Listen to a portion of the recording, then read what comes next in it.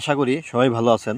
আসলে আমি আমার গ্রামের বাড়িতে বেড়াতে এসেছি। আসলে আমাদের তো অনেকেরই অনেক স্বপ্ন থাকে। আসলে স্বপ্নগুলো অনেক বড় থাকে, কারো স্বপ্নগুলো অনেক ছোট থাকে। কিন্তু যখন আমাদের শৈশবের স্মৃতিগুলো মনে পড়ে, তখন সেই স্বপ্নগুলোর কথা আসলে আর চিন্তায় আসে না। কারণ মনে হয় যে শৈশবে যদি ফিরে যেতে পারতাম, শৈশবের সেই ক্ষেত খামার, শৈশবের সেই ক্ষেত খামারের দৌড়াদৌড়ি, ছোটোবেলায় খেলাধুলা এবং স্কুলে যাওয়া বন্ধু বান্ধবদের সাথে বৃষ্টিতে ভেজা, একসাথে মাছ ধরা, মানে এইগুলো স্মৃতি যখন মনে পড়ে আসলে তখন মনে হয় যে শৈশবই ভালো ছিল। তারপর আমাদের আসলে আমাদের কর্ম করতে হবে এবং সবারই একটা সময় আসবে এবং এই সময় চলেও যাবে।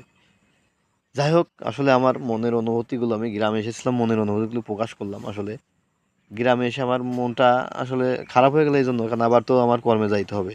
আমি তাও অনেক দিন ছিলাম। আসলে আমি যেখানে জব করি এটা আমাদের কোম্পানির একটা আমাদের জন্য সুযোগ করে দিয়েছে আমাদের আকিজ টেক্সটাইল, আকিজ গ্রুপ যেটা আকিজ টেক্সটাইল মানিকগঞ্জ, অনেক ভালো একটা সুনামধন্য প্রতিষ্ঠান। যে আমাদের একটু বেড়ানোর, মানে একটু লং টাইমই বলা ছিল, কারণ 10 দিন ছুটি তো আসলে কোথাও দেয় না, আমাদের একমাত্র আকিজ টেক্সটাইলই দিয়ে থাকে। যে কারণে ওই সময়টা আমরা আসলে পরিবারের সাথে কাটাতে পারছি। আমি আসলে বাইরে কোনো জায়গা বেড়াতে যাইনি, যেমন কক্সবাজার, কুয়াকাটা। হ্যাঁ, আমি জানি ওখানে গেলে আমি নিজে আনন্দ করতে পারতাম, কিন্তু আমি আমার পরিবারের সাথে এসে যে সময়টুকু কাটালাম, আমার মনে হয় যে আমার ওই কুয়াকাটা এবং কক্সবাজার গেলে আমি এই সময়টুকু কখনো এত কাটাতে পারতাম না। আমার ভালো লাগতো না, মানে এত ভালো লাগতো না।